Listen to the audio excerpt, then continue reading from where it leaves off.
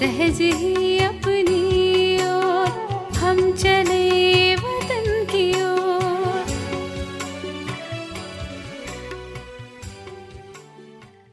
15/2/69 சிவராத்திரி சமயத்தில் அவ்யக்த பாப்தாதாவின் மகா வாக்கியம். இன்று யாரை வரவேற்பதற்கான தினம்? தந்தை மற்றும் குழந்தைகள். ஆனால் சில குழந்தைகள் தன்னையே மறந்துவிட்டதால் தந்தையும் மறந்துவிட்டனர். இன்றைய தினம் முன்பு வரவேற்பு இருந்ததை போன்று இருக்கிறதா? எத்தனை தந்திகள் முன்பு வந்தன? ஆக மறந்துவிட்டீர்கள் இல்லையா? தந்தை இருக்கும் பொழுது பிறகு எவ்வாறு மறக்க இயலும்? இதுவே நம்பிக்கை, இதுவே படிப்பு. படிப்பு நிலையாக நடைபெறுவது போல் காரியமும் முன்பு நடைபெற்றது போல் நடைபெற்று கொண்டே இருக்கும். அந்த நம்பிக்கை இல்லையெனில் காரியத்திலும் கூட கொஞ்சம் நான் யாருடைய குழந்தையாக இருக்கிறேன் என்ற தனது நிலையை குழந்தைகள் புரிந்திருக்கின்றனரா? தந்தை சதா இருக்கின்றார் எனில் குழந்தைகளும் சதா இருக்கின்றனர். ஆனால் தேக அபிமானம் தனது சுய தர்மத்தை மறக்க வைத்து விடுகிறது. மறப்பதால் காரியம் எவ்வாறு நடைபெறும்? எவ்வாறு முன்னேற்றம் அடைவீர்கள்? தந்தை தனது அறிமுகத்தை கொடுத்து விட்டார். குழந்தைகளுக்கும் கூட தன்னுடைய அறிமுகம் கிடைத்திருக்கிறது. எவ்வளவு காலம் இந்த லட்சியத்தை உறுதி செய்விப்பதற்காக முயற்சி செய்யப்பட்டிருக்கிறது. அந்த முயற்சியின் பலன் எங்கே? நினைவு ஏற்படுத்துவதற்கு மட்டுமே இதை கூறிக்கொண்டிருக்கிறேன். முரளி சொல்வதற்காக அல்ல, குழந்தைகளுடன் சந்திப்பதற்காகவே வந்திருக்கிறேன். அதிகமாக நினைவு செய்து கொண்டு இருக்கின்றனர். பாபா, தாங்கள் சென்றீர்கள் என்றால் புத்துணர்வு பெறுவார்கள் என்று சுந்தரி தாதி கூறினார்கள். ஒருவேளை நம்பிக்கை இருக்கிறதென்றால் புத்துணர்வோடும் இருப்பீர்கள். பிறகும் கூட சிறிது நேரத்திற்கு குழந்தைகளை சந்திப்பதற்காக வரவேண்டியதாகிவிட்டது. குழந்தைகளே, சதா தன்னை சௌபாக்கியசாலி என புரிந்து கொள்ளவும் என்ற இந்த சோமானத்தை நினைவுபடுத்தவே வந்திருக்கிறோம். யாருக்கு தந்தை, ஆசிரியர் மற்றும் சத்குருவிடம் முழுமையான தொடர்பு, முழுமையான ஈடுபாடு இருக்கிறதோ அவர்களையே சதா சௌபாக்கியசாலி என்று சொல்லப்படுகிறது. கன்னிப்பெண்ணின் நிச்சயதார்த்தத்திற்கு பிறகு என்ன ஆகிறது? பதியுடன் அன்பு ஏற்பட்டு விடுகிறது. அப்பொழுதே அவர்களை சதா சுமங்கலி என்று சொல்கின்றனர். ஆனால் அவர் எங்கே சுமங்கலியாக இருக்கிறார்? உள்ளுக்குள் என்ன நிறைந்திருக்கிறது? கன்னிப்பெண் 100 பிராமணர்களை விட உத்தமமானவராக கருதப்படுகிறார். நிச்சயதார்த்தம் செய்த பின் அசுத்தமாகும் காரணத்தால் உள்ளுக்குள் அபாக்கியசாலி ஆகின்றனர். இது யாருக்கும் தெரிவதில்லை. சதா சுமங்கலி யார் என்று தந்தைதான் சொல்கின்றார். எப்பொழுதும் பரமாத்மாவோடு முழுமையான அன்பு, ஈடுபாடு கொண்டவர்களே சதா சுமங்கலி ஆவார். இது படிப்பிற்கான காலமாகும். தந்தை தன்னுடைய காரியத்தை செய்து கொண்டிருக்கிறார், வழிகாட்டுகின்றார், கற்பித்து கொண்டும் இருக்கின்றார். எதுவரை கற்பிக்க வேண்டுமோ அதுவரை கற்பித்து கொண்டே இருப்பார். அழிவு எதிரிலேயே இருக்கிறது. அதனுடைய தொடர்பு தந்தையுடன் உள்ளது. தந்தையினுடைய பிரிவு ஏற்பட்டு விட்டது என நினைக்காதீர்கள். பிரிந்தும் செல்லவில்லை, விடை பெற்று விடவும் இல்லை. எதுவரை அழிவு ஏற்படவில்லையோ அதுவரை தந்தை துணையாக இருப்பார்.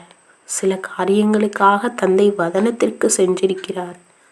சமயத்தின் அனுசாரம் அவை அனைத்தும் நடைபெற்று கொண்டே இருக்கும். இதில் எந்த விடை பெறுவதும் இல்லை, எந்த பிரிவும் இல்லை. பிரிந்துவிட்டதாக தோன்றுகிறதா? நீங்கள் விடை கொடுத்தீர்களா? ஒருவேளை விடை கொடுத்திருந்தால் பிரிந்தும் சென்றிருப்பார்.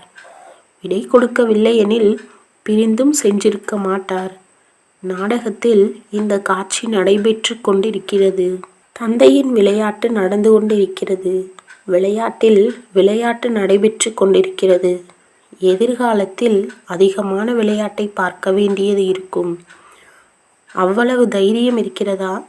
தைரியம் கொள்ளும் பொழுது அதிகம் பார்ப்பீர்கள். எதிர்காலத்தில் பலவற்றை காணப்போகிறீர்கள். ஆனால் மிகுந்த கவனத்துடன் அடியை எடுத்து வைக்க வேண்டும். ஒருவேளை கவனத்துடன் நடக்கவில்லை எனில் எங்காவது பள்ளம் இருந்தால் விபத்து ஏற்பட்டுவிடும். குழந்தைகளுடன் சந்திப்பதற்காக சிறிது நேரத்திற்காக வந்திருக்கின்றோம். அநேக காரியங்கள் செய்ய வேண்டும். வதனத்தில் இருந்து கொண்டு அதிகமாக செய்து கொண்டே இருக்கிறது. குழந்தைகளின் உள்ளத்தையும் நிறைவடையச் செய்ய வேண்டி உள்ளது. பக்தர்களின் உள்ளத்தையும் நிறைவடையச் செய்ய வேண்டி உள்ளது.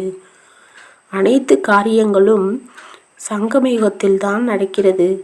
தந்தையின் அறிமுகம் கிடைத்துவிட்டது எனில் பொக்கிஷம், பரிசு சீட்டு கிடைத்துவிட்டது என்பதாகும். தற்பொழுது குழந்தைகளுடைய சேவையை பூர்த்தி செய்திருக்கிறார்.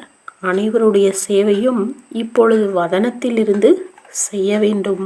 எனது குழந்தைகளும் இருக்கின்றனர், மாச்சாந்தாய் குழந்தைகளும் இருக்கின்றனர். அனைவருடைய சேவையும் செய்ய வேண்டும். அதிகாலையில் வந்து திருஷ்டியினால் அறிமுகம் கொடுத்தாகியது. திருஷ்டி மூலம் சக்தி மிக்க ஒளியை அனைவருக்கும் கொடுத்து சுகம் அளிப்பது தந்தையின் கடமையாகும். தற்பொழுது அனைவரும் அருங்காட்சியகத்தின் சேவை செய்ய வேண்டும். அனைவருக்கும் தந்தையின் அறிமுகத்தை அளிக்க வேண்டும். தந்தை சேவைக்காக என்ன சித்திரங்களை உருவாக்கி வைத்தாரோ அதை வைத்து சேவை செய்ய வேண்டும். விரல் கொடுப்பதால் மலையை தூக்க முடிகிறது இல்லையா? இதுவே கோபகோபியர்கள் விரல் கொடுத்து மலையை தூக்கியதாக புகழப்பட்டுள்ளது. விரல் கொடுக்கவில்லை எனில் மலையை தூக்க இயலாது. சிருஷ்டியின் ஆத்மாக்களை கடை தேற்றுவதற்காக மலையை தூக்குவதாகும். பிறகு அவர்களை உடன் அழைத்து செல்ல வேண்டும். குழு இருக்கிறது இல்லையா? இறுதியில் குழுவாகி ஒற்றுமையாக அனைவருடன் இணைந்து இருக்க வேண்டும். முதலில் காட்சியில் சிவப்பு நிற கூட்டத்தை கண்டீர்கள். அது அப்பொழுது புரியவில்லை. ஆனால் இப்பொழுது அதே ஆத்மாக்களின் கூட்டத்தை தம்முடன் அழைத்துச் செல்வதற்கான நிகழ்வு நாடகத்தில் உள்ளது. அனைவருக்கும் சேவை செய்ய வேண்டும். நல்லது. அதிகாலையில் எழுந்து தந்தையின் நினைவில் இருங்கள். ஏனெனில் அச்சமயத்தில் தந்தை அனைவரையும் நினைவு செய்கின்றார். அச்சமயத்தில் சில குழந்தைகள் தென்படுவது இல்லை. தேட வேண்டியதாக உள்ளது. தனித்தனியான ரீதியில் நினைவு செய்தாலும் அவசியம் குழுவுடனும் இணைந்தும் நடக்க வேண்டும். எந்த அளவிற்கு நினைவில் இருப்பீர்களோ அந்த அளவே தந்தையின் அருகாமையில் செல்வீர்கள். தந்தையை மறந்து விடுவதால் குழம்புகின்றனர். தந்தையை எப்பொழுதும் துணையாக வைத்து கொண்டால் மறக்க இயலாது. तुम बच्चों को तो सर्विस करनी है, जो बाबा कहते हैं सबको ये बताओ कि देखो तुम्हारा एम एंड ऑब्जेक्ट ये है, एक गीता है बढ़िया, ये राजयोग है ना बच्चे। कैसे है राजयोग? बिल्कुल सहज है कि बाप को याद करो तो ये वैसा मिलेगा तुमको। ओम शांति।